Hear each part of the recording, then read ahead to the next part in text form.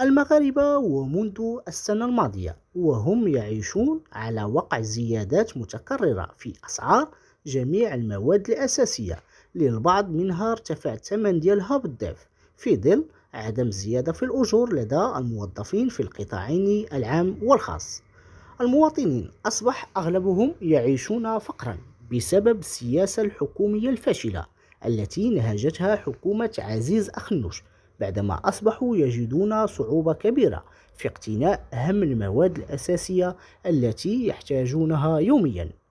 وأصبحت أغلب المواد الغذائية الأساسية مرتفعة السعر، على غرار اللحوم الحمراء التي وصل سعرها لأزيد من 100 درهم للكيلوغرام الواحد، والخضر والفواكه والمحروقات، بالإضافة إلى زيت الزيتون اللي الثمن ديالها ارتفع بنسبة كبيرة.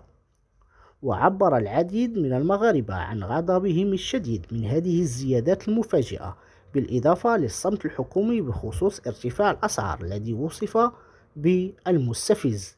وطالب رواد مواقع التواصل الاجتماعي من الجهات المسؤولة في البلاد بضرورة التدخل ووضع حل لهذه الزيادات المتكررة في المواد الأولية، مع الحرص على الزيادة في الأجور والقضاء على البطالة.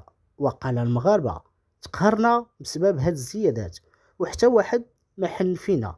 الحكومة ناعسة وكتفرج فينا، والزيادة قهراتنا في حياتنا.